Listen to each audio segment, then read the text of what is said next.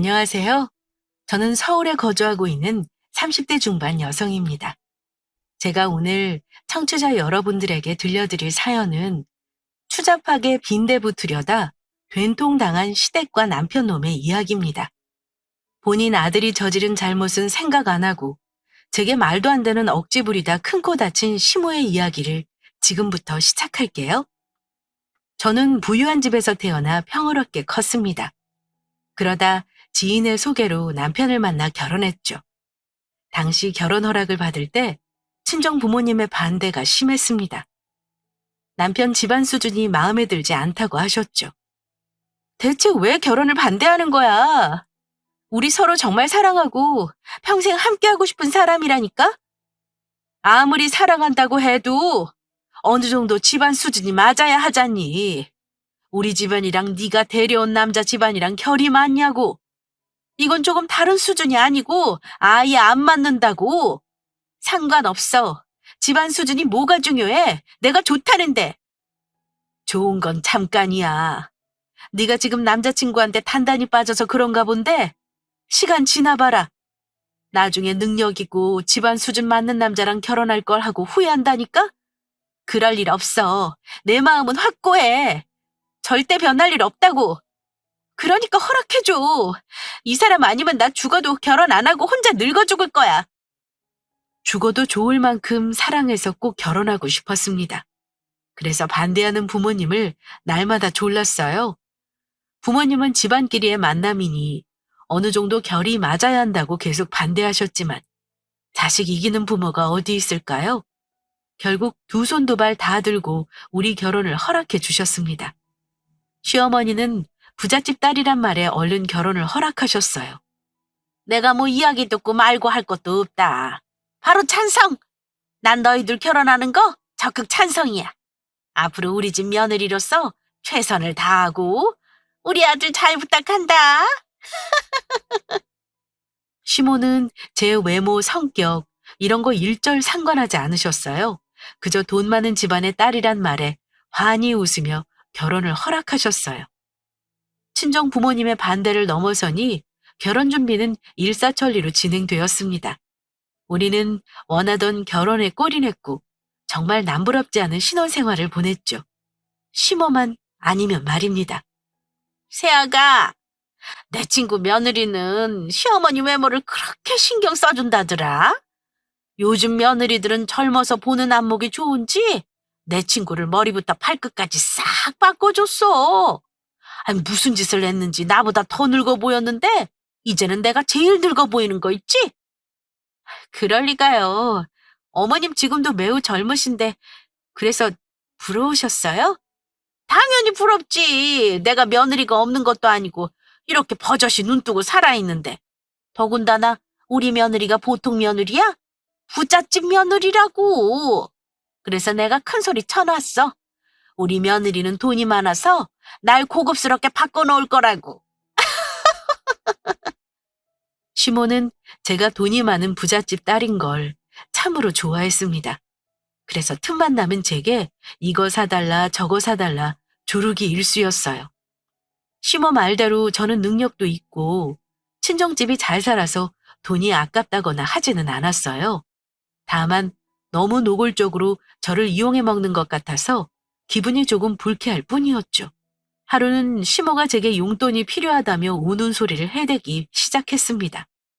아이고, 어디 돈 나올 곳은 없고 늙은 내가 밖에 나가서 일이라도 해야 하나?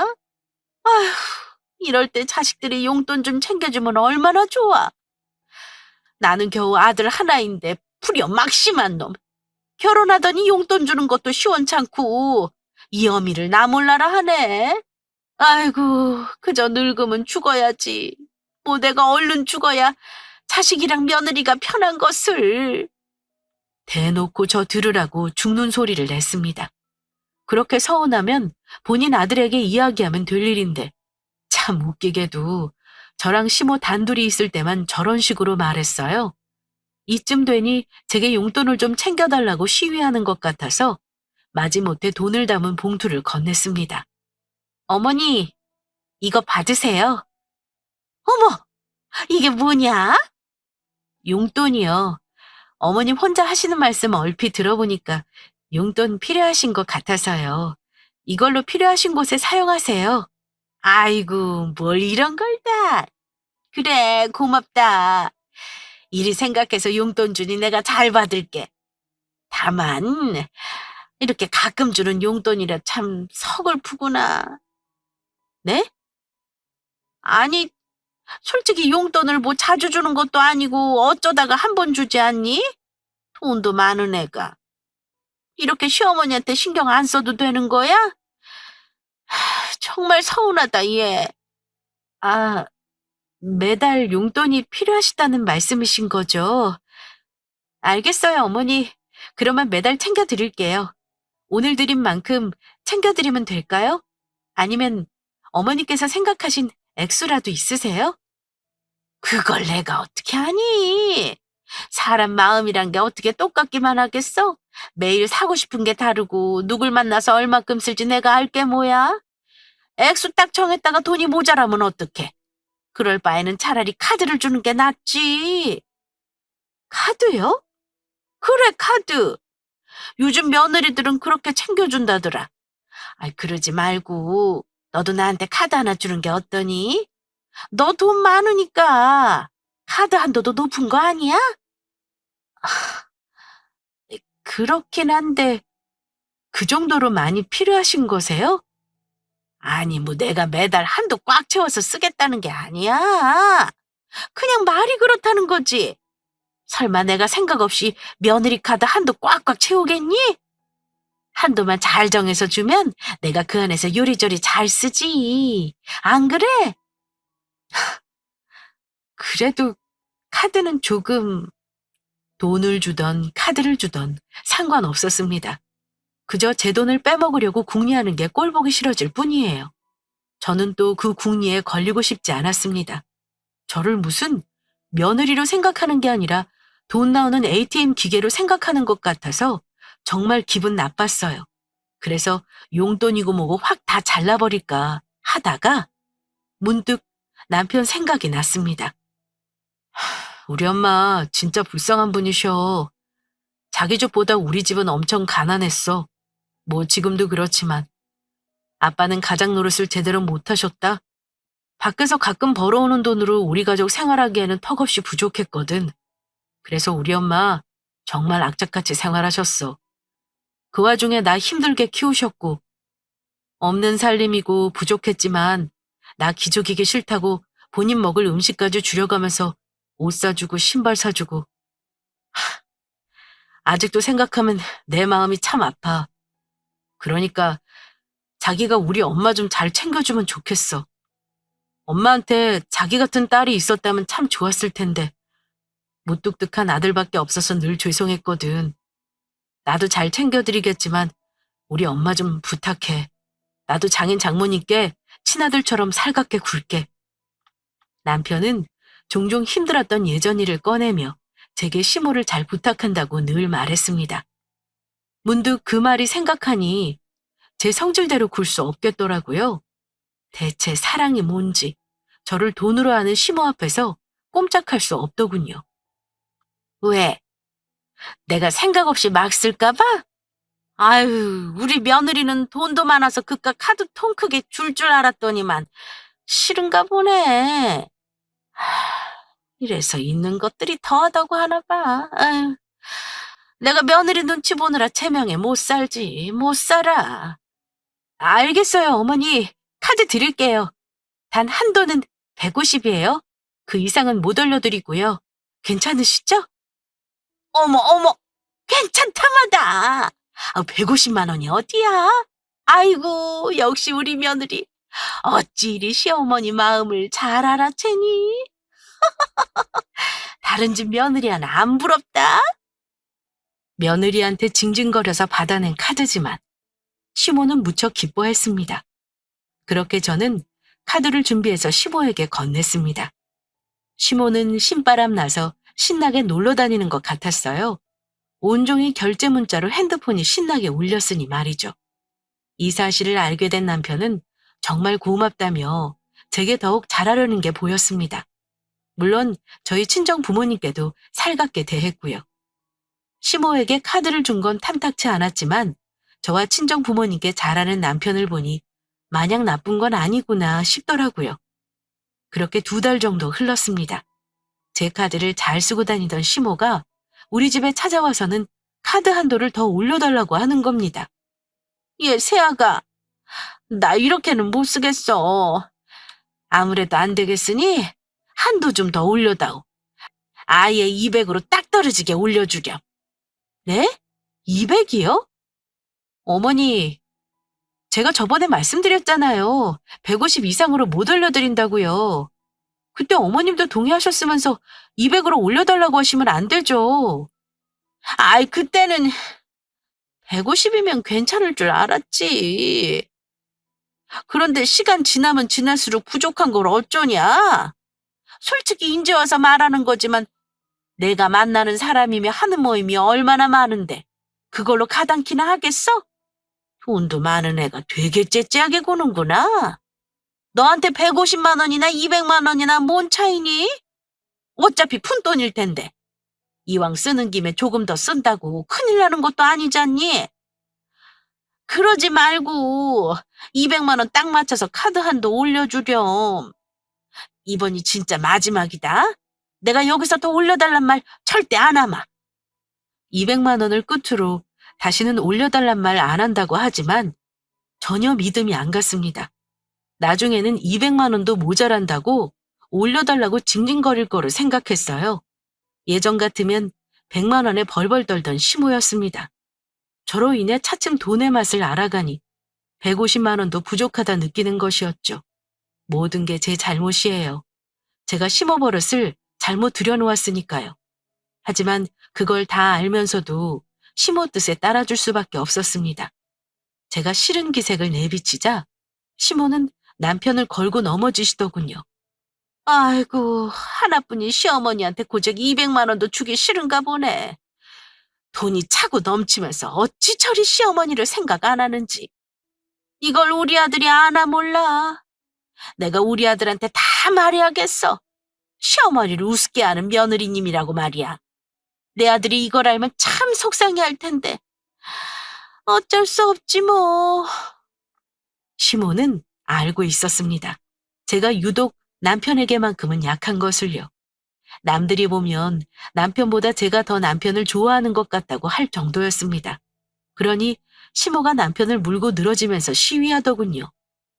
어머니는 그걸 아들에게 말씀하고 싶으세요?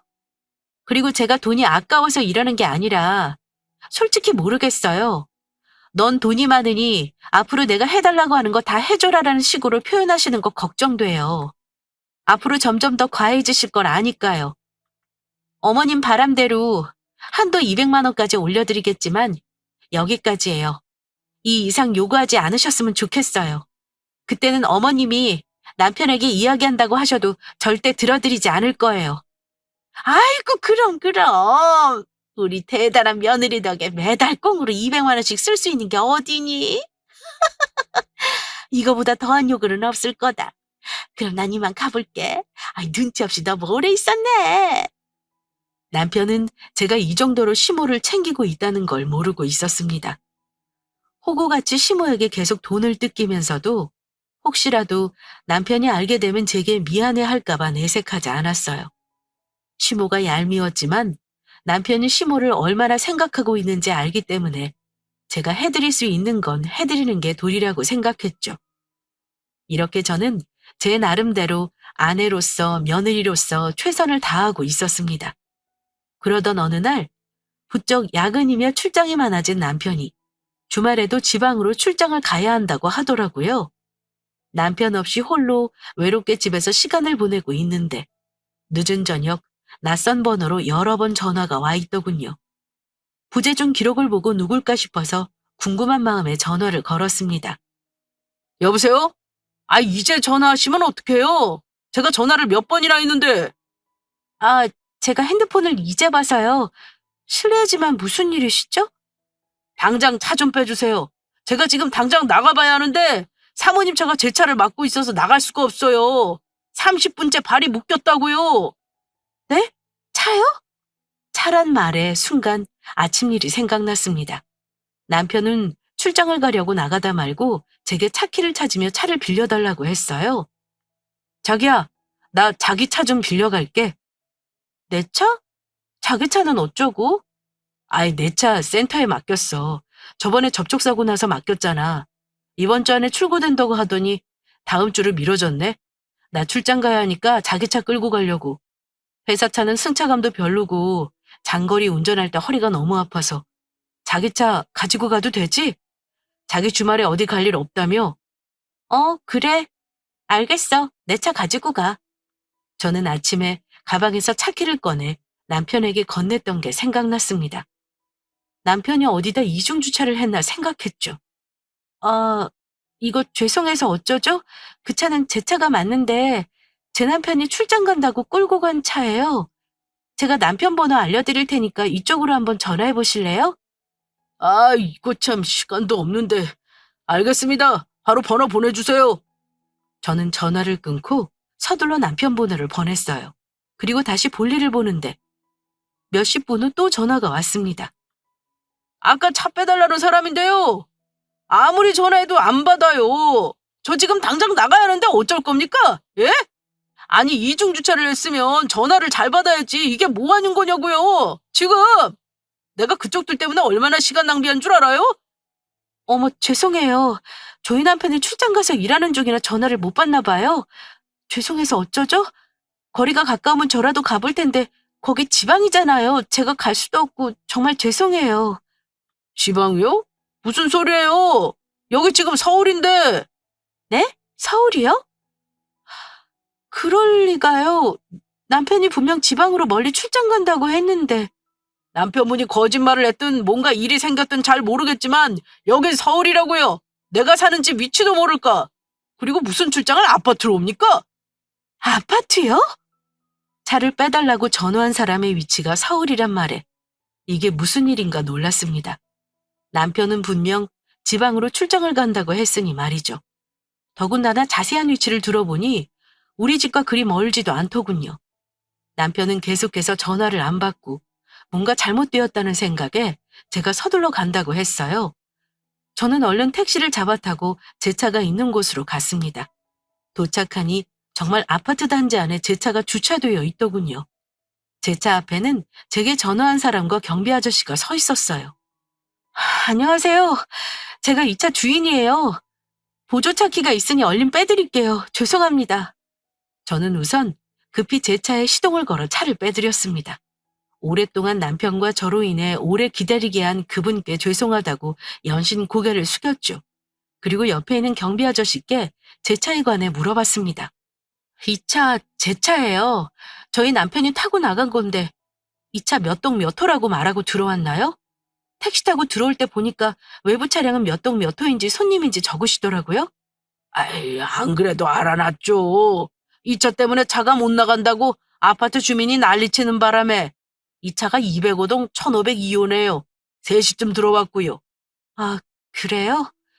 감사합니다. 먼 지방이라 차 막히면 안 된다고 아침 일찍 나간 사람이 어딜 돌아다니다 3시에 여길 온 건지 의문이었습니다. 찜찜하게 촉이 안 좋더라고요. 그래서 확인하고 싶었습니다. 남편이 여기 왜 있는지 불안한 의문을 잠재우고 싶어서요. 그래서 저는 경비 아저씨께서 알려주신 곳으로 향했어요. 아파트 엘리베이터를 타고 15층으로 올라갔습니다. 그리고 1502호 앞에 멈추어 섰죠. 집안은 별소리가 안 들리고 고요했습니다. 조심스레 초인종을 눌렀는데 아무런 기척이 없더군요. 이상해서 한 번 더 초인종을 눌렀어요. 그랬더니 누군가 문을 열어주었습니다. 누구세요? 여기가 1502호 맞죠? 네, 그런데요? 그런데 왜 그쪽이 나오죠? 그것도 그런 차림으로. 네? 저는 정말 당황스러웠습니다. 문을 열고 나온 사람은 잠옷 차림으로 나온 웬 아가씨였기 때문입니다. 방금까지 자다 나왔는지 잠이 덜 깬 모습이더군요. 이곳에 남편이 있다는 건데 왜 이런 차림의 여자가 같이 있는 건지 혼란스러웠습니다. 그때 집 안쪽에서 귀에 익은 목소리가 흘러나왔어요. 왜? 누가 왔어? 틀림없는 남편이었습니다. 남편의 목소리가 들리니 안에 있다는 게 확실해지더군요. 저는 마음을 단단히 먹고 여자를 지나쳐 안으로 들어갔어요. 그러자 여자는 소리소리 지르며 못 들어가게 말렸습니다. 뭐야? 당신 지금 뭐 하는 것이에요? 어딜 들어와? 미쳤나봐 진짜. 당장 안 나가요? 저는 당시 눈에 뵈는 게 없어서 여자의 손을 뿌리치고 안방으로 들어갔죠. 그리고 그곳에서 남편과 마주했습니다. 남편은 속옷 차림으로 침대에 누워있더군요. 저와 눈이 마주치자 놀라서 불이 나게 일어나 앉았습니다. 자기야, 자기가 여기는 어떻게? 지방으로 출장 간다더니 여기서 이러고 있네? 저 기집애랑 데이트하고 놀려고 내 차 가져갔니? 그, 그게 아니라 너 그 말 알아? 바람도 능력이라고. 네가 바람필 능력은 아닌데 이럴 줄은 상상도 못했다. 엄청난 반전이네. 쥐뿔도 없는 거 너 하나 보고 결혼해서 사는데 이런 식으로 사람 뒤통수 치니? 내가 너 이렇게 주접 떨라고 호요식하게 해준 줄 알아? 네 주제를 알고 바람 피워야지. 주제도 안 되는 놈이면 아예 바람 피우지 말던가 아니면 들키지를 말아야지. 나한테 이딴 더러운 걸 보여주려고 차 빌려갔니? 자기야, 지금 자기가 충분히 오해한 거 알아. 그런데 내 말 좀 들어봐. 이게 그러니까 지금 무슨 상황이냐면 뭐라고 해명할 거리가 있니? 그럼 어디 설명해봐. 지방으로 출장 간다던 놈이 서울 하늘 아래 왜 이러고 있는지, 젊은 년이랑 아파트에서 속옷 차림으로 뭐 하는 건지 어디 한번 해명해 보라고. 제 물음에 남편 놈은 식은땀을 흘리고 입만 쭈뼛거렸습니다. 거봐, 없지? 네가 생각해도 이게 오해라고 해명해서 풀 수 있을 것 같니? 됐어. 더는 이런 거지 같은 상황에 엮이고 싶지 않아. 난 이만 빠져줄 테니 마저 즐거운 시간 보내. 쓸데없는 네 짐을 밖에 내다 놓을 테니까 알아서 챙겨가고. 저는 어쩔 줄 몰라 쩔쩔매는 남편 새끼를 남겨두고 탁자에 올려진 제 차 키를 챙겨서 그 집을 빠져나왔습니다. 집을 나오자마자 긴장이 다 풀려서 온몸에 힘이 풀리는 것 같았어요.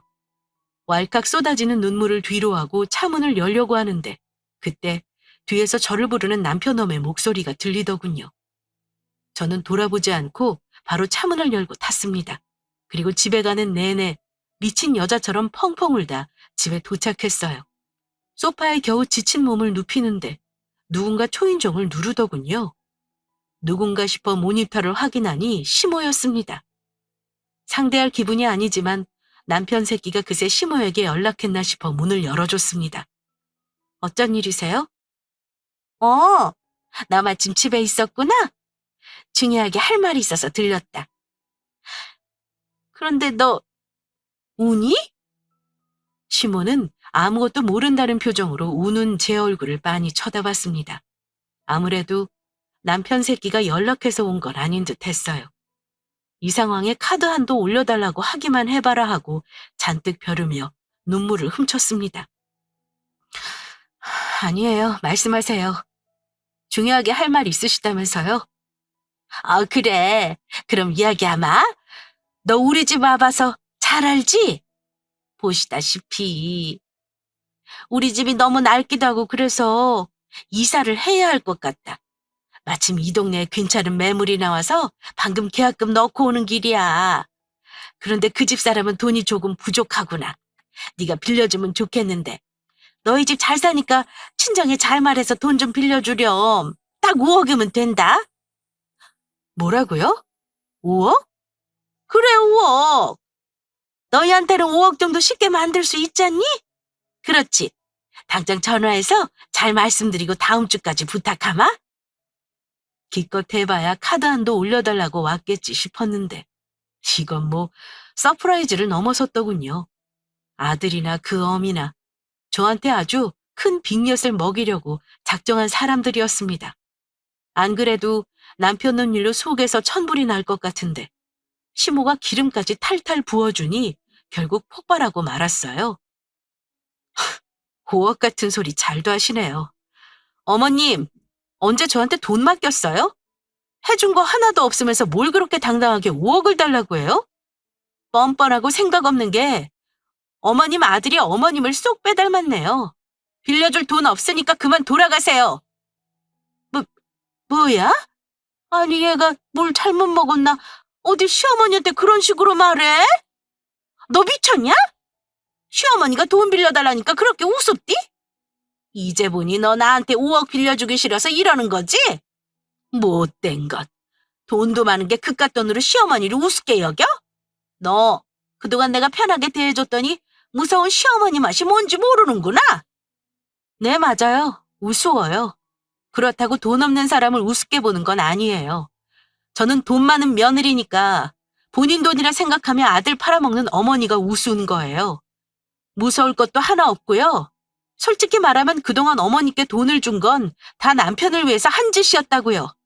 하지만 이제 다 끝났어요. 난 은혜도 모르고 되먹지 못한 그쪽 아들이랑 이혼할 거니까. 뭐? 이혼?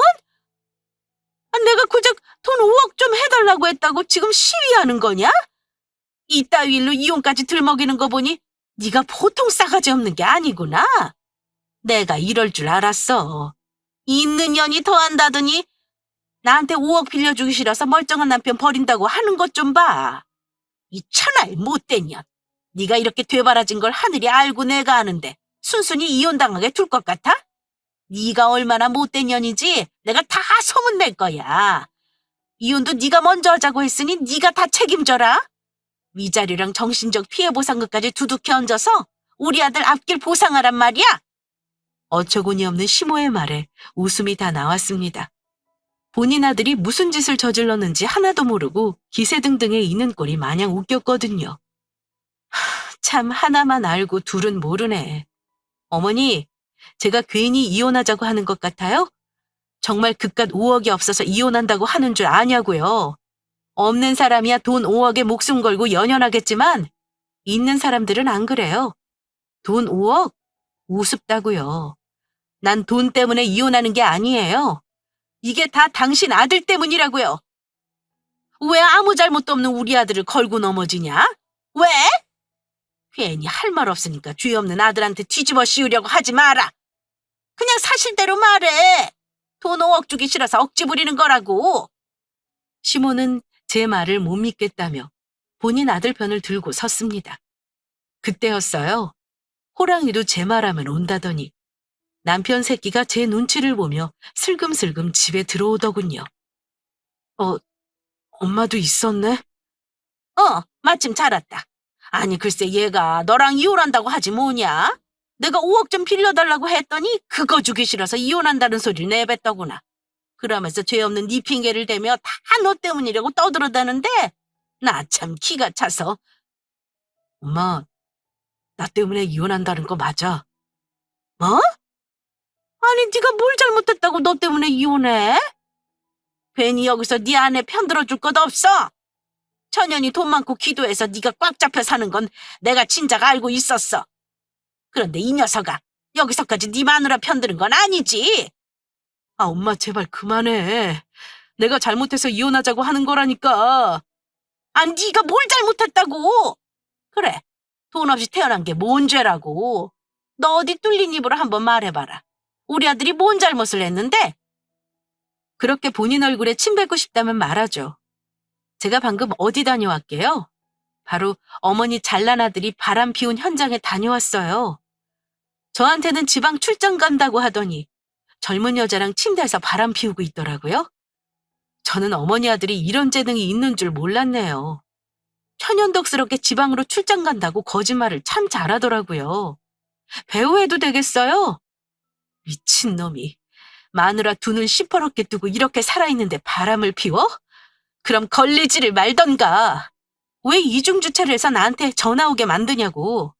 너 때문에 지금 내 기분이 얼마나 더러운지 알기나 해? 너 같은 새끼랑은 한 공간에서 단 1초도 같이 숨쉬기 싫어. 그러니까 얼른 짐 챙겨서 나가. 네 엄마 집으로 이혼장 보낼 테니까 얌전히 합의하고. 어머니도 이제 아셨으니 그만 나가세요. 아니, 이게 다 무슨 소리야? 그러니까 우리 아들이 바람을 피웠단 말이냐? 웃기지 마! 네가 뭘 잘못 알았겠지? 내 아들은 절대 바람 피울 애가 아니다. 이제 하다 의처증까지 있냐? 가지가지 하네. 우리 아들이 바람 피웠다는 증거라도 있어? 증거가 뭐가 필요해요? 그 현장을 목격했는데 내가 증거고 증인이에요. 아참, 증거 있네요. 차 블랙박스. 저 인간이 내 차 끌고 가는 바람에 두 연놈들이 돌아다닌 행선집의 대화 내용까지 다 녹음됐겠네요. 확인해보면 마땅한 증거 나오겠죠. 뭐? 너 그게 사실이야? 진짜 새아기 놔두고 바람 피웠어? 그게 엄마. 남편 놈은 어떠한 대답도 못하고 쩔쩔매다가 이내 무릎을 꿇고 싹싹 빌기 시작했습니다. 바람이라고 할 것도 없어. 그냥 잠깐의 호기심이었어. 남자들은 다 그런다잖아. 나도 같은 남자인데 다가오는 여자를 무슨 수로 막을 수 있겠어. 하지만 자기 걸고 맹세할 수 있어. 몸은 줬어도 마음은 절대 안 줬다고. 정말이야. 내가 사랑하는 건 자기인데 내가 어떻게 다른 여자를 마음에 품을 수 있겠어. 마음으로 사랑하는 게 진짜 바람 아니야? 난 단순한 호기심에 시작한 일이라고. 그냥 일탈 같은 거야. 그 여자랑 바로 정리할게. 의미 든 여자 아니니까 지금 당장 정리할 수 있어. 앞으로는 다시 이런 일 없도록 할게. 내가 정말 잘못했어. 그러니까 한 번만 눈 감아주면 안 될까? 그래. 새아기 네가 눈 한 번 감고 없던 일로 해줘라. 그러면 나도 네가 오늘 내게 한 못된 짓거리 다 이해하고 넘기마. 새아기 네가 아직 어려서 뭘 모르나 본데 남자란 동물은 원래 그런 거야. 본능이 그런 걸 어떡하니? 속 넓은 여자가 이해하고 품어주는 수밖에. 그리고 가장 중요한 건 마음을 안 줬다잖니. 그럼 아들 말대로 바람은 아니지. 요즘 어린 것들은 마음 없어도 하룻밤 정도야 우습게 보내잖니. 그냥 그런 거라고 생각해라. 나도 다신 이런 짓 하지 말라고 단단히 이야기해 놓을 테니 이만하고 덥작구나. 누구 마음대로 눈을 감고 덮어요? 말이 되는 소리를 해야 듣는 신용이라도 하지. 둘 다 미쳤어? 바람 피운 걸 들킨 놈이나 다 듣고도 그걸 덮자는 어미나 제정신이 아니구먼. 몸 주고 마음만 안 주면 그게 바람 아니야? 어디서 그따위 말을 짓거려? 그럼 내가 다른 놈한테 몸만 주면 그것도 바람 아니니? 괜찮다고 덮을 거냐고. 몸을 줬든 마음을 줬든 둘 중에 하나만 해도 그건 바람이야. 난 너 같은 새끼 용서할 마음 추호도 없으니까 당장 네 엄마 데리고 꺼져. 인연이 지금 남의 집 귀한 아들한테 뭐라고 떠들어대는 거야? 오죽하면 바람 피웠겠어. 집안에 여자가 기가 세면 남자가 밖으로 돌고 싶어지는 거다. 네가 돈 많다고 아들기 팍 죽이니 이런 사달이 나지. 네가 다 자초한 거야, 이년아. 그러니 이혼 책임은 전적으로 너한테 있어. 나도 너같이 되바라진 년 며느리로 두기 싫다. 내 아들 정도면 이혼하고 얼마든지 새장가 갈 수 있어. 깔끔하게 갈라서고 너 때문에 우리 아들이 바람 피운 거니 모든 책임은 네가 져라. 책임. 지금 나한테 모든 걸 떠넘기겠다 이거네. 끝까지 사람이길 포기하는구나. 그렇다면 나도 끝까지 가줘야지. 어디 마음대로 해봐요. 이혼 책임 나한테 있나 시시비비를 가려보자고요? 내가 못할 것 같아요? 난 우리나라에서 잘 나가는 변호사한테 이혼 의뢰할 거고 원한다면 소송까지 갈 준비 됐어요. 돈으로 못할 것 없는 이 나라에서 내가 질 것 같아요? 이길 자신 없으면 어디 한번 덤벼보든가. 아주 제대로 돈질하라겠다 이거냐? 좋아. 그럼 오늘 계약금으로 넣은 돈만 해결해줘라. 이것만 해결해주면 내가 더 안 바랄 테니 내가 낸 계약금만 다시 돌려줘. 그걸 왜 저한테 돌려달래요? 내가 아직도 어머니 전용 ATM 기계인 줄 아나 봐? 그건 잘난 아들한테 말해야죠. 그래봤자 단돈 500만 원도 없겠지만. 야, 그럼 내가 누구한테 달라 그래? 너 때문에 내 아들이 바람 피운 거라고 했잖아. 네가 돈 좀 있다고 사람을 좀 무시했겠어? 나도 이렇게 재수없고 가치 있기 싫은데 우리 아들은 오죽했겠냐고. 그러니까 네가 다 책임져. 내 계약금 물어내라고 이년아. 그럼 깨끗하게 물러난다잖아. 나 진짜 더러운 걸 보고 싶어? 좋다 그래. 어디 한번 제대로 맛 좀 봐라. 시몬은 말이 끝나기가 무섭게 제게 달려들었고 두 손으로 제 머리채를 잡고 마구 휘둘렀습니다. 노인네가 어디서 힘이 이렇게 나오는 건지 빠져나오려 애를 써도 쉽지 않더군요. 남편 새끼는 어머니와 저 사이에서 발을 동동 구르며 어쩔 줄 몰라 했습니다. 그렇게 되니 저도 이판사판이더라고요. 너 이거 안 나? 어머님이 먼저라요. 머리채 잡은 건 어머님이 먼저 시작한 거잖아요. 이년이 어디 시어머니 머리채를 잡고 있어? 이 천하의 못된 년이! 시몬은 더욱더 손에 힘을 줬고 악착같이 제 머리채를 잡고 흔들었어요. 노인네의 힘이라고 믿지 못할 만큼 어마어마했습니다. 저는 겨우겨우 시모를 상대하고 있었죠. 둘이서 서로 머리채 잡고 몸싸움하느라 이리저리 부딪혔고 그 덕에 물건들이 떨어지며 나뒹굴었습니다. 그렇게 몇 분이 흐르고 경찰이 우리 집을 찾아왔어요. 남편이 문을 열어주자 집에 들어와 시모와 저를 말리기 시작했습니다. 두 분 지금 뭐 하시는 겁니까? 우선 두 분 다 이 손 놓으세요. 이렇게 싸우시니 시끄럽다고 신고가 들어오죠? 아파트 주민께서 소란 피운다고 신고하셨어요. 아이고, 경찰 양반. 이 악독한 년 좀 잡아가요. 세상에 어느 천재의 며느리가 시어미 머리채를 잡는답니까? 네? 며느리분이요? 시모의 말에 경찰 2명은 저를 쓰레기 보듯 쳐다봤습니다. 저는 헐떡이는 숨을 잠시 고르고 입을 열었어요. 네, 제가 며느리 맞고요. 먼저 머리채를 잡은 건 시어머니예요. 제 남편이 바람을 피웠고 그걸로 이혼한다고 하니 안 된다며 돈 내놓으라고 협박하더군요. 제 친정이 잘 산다고 늘 돈 내놓으라고 협박했어요. 싫다고 했더니 더러운 걸 한번 당해보라고 냅다 머리채를 잡는데 어쩌겠어요. 죽일 듯이 머리채 잡고 흔드는데 저도 살려면 어머니 머리채 잡는 수밖에요. 아까 말리실 때 느끼셨을 거 아니에요? 어머님 힘이 보통 아닌 거? 제 말에 경찰은 헛기침을 몇 번 하더군요. 시몬은 상황이 이상하게 흘러가자 저를 폭행죄로 고소하겠다고 난리를 피웠습니다. 그 소란으로 우리는 같이 경찰서에 가게 되었고 저는 즉시 아버지가 잘 아시는 변호사분을 변호사로 선임했죠. 그리고 제 변호사가 도착하자마자 모든 상황은 정리되었습니다. 변호사 하나 선임할 능력이 없던 시몬은 악다구니를 쓰며 소리쳤어요. 아주 돈지랄을 해라 해. 네가 이런다고 내가 순순히 물러날 것 같아? 저는 더 상종하기 싫어서 모든 것을 변호사에게 위임했어요. 물론 이혼까지도요. 우리 아빠가 잘 알고 있는 변호사는 잘 나가는 로펌의 변호사였습니다. 아빠가 하시는 사업일로 종종 로펌의 도움을 받았는데 그때마다 아빠를 도와주시는 분이셨어요. 그분은 이혼을 전문으로 하는 변호사가 아니었지만 저와 아빠를 위해 흔쾌히 이혼 사건을 담당해 주신다고 했습니다. 잘 나가는 사람들과 재벌들의 이혼 사건도 종종 맡아봤기 때문에 문제 없다고 하더군요. 그렇게 제 이혼은 일사천리로 진행되었습니다.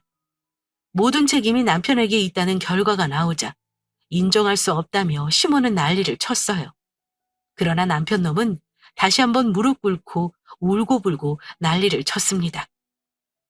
자기야, 나 진짜 반성 많이 했어. 이번 기회에 자기가 나한테 얼마나 귀한 사람인지 뼈저리게 느꼈어. 나한테는 자기 단 하나밖에 없는데 내가 미쳤지. 한눈이나 팔고. 나 자기 없으면 안 돼. 정말 죽을지도 몰라. 내가 바람 피운 것 때문에 화난 거 알아. 배신감 들고 치가 떨리겠지. 나 그에 따른 벌 달게 받을게. 그러니 자기 옆에만 있게 해줘. 자기 옆에서 평생 지은 죄 갚으면서 자기가 하라는 대로만 하고 살게. 그러니 제발 나 버리지만 마. 이러다 나 진짜 죽을 수도 있어. 그래? 그럼 죽어. 뭐? 죽으라고. 아직도 모르겠니? 네가 죽든 말든 조금도 관심 없단 소리야. 그러니까 이건 와. 제 바짓가랑이를 자꾸 늘어지는 남편 새끼의 손을 쳐내고 제 갈 길을 갔습니다. 뒤에서 몰아 절규하며 계속해서 제 이름을 불러댔지만 뒤돌아보지 않고 꿋꿋하게 걸어나갔어요. 제가 어릴 때부터 아빠가 하신 말씀이 있습니다. 돈 없는 건 용서해도 사람으로서 갖춰야 할 인성이 바닥인 건 용서 못한다고요. 저 역시 그 말이 맞다고 생각합니다. 남편이 가난한 집안의 아들이고 가진 거 하나 없어도 개의치 않았어요. 그 사람의 마음을 높이 생각했으니까요. 하지만 이렇게 추악한 놈일 줄은 상상도 못했네요. 그나마 너무 늦지 않게 알게 되어 다행이라 생각합니다. 남편 놈의 바람으로 이혼이 인정되었고 정신적인 손해배상과 위자료까지 지급하라는 판결이 나왔습니다. 거기다 저는 상간녀 소송까지 진행했죠. 이로써 이 집안에 제대로 참교육하고 당당히 살아가고 있습니다. 잠시 쉬면서 재충전하다가 아빠 일 도와드리며 좋은 사람 만나려고요. 그럼 지금까지 저의 긴 사연 들어주셔서 감사합니다.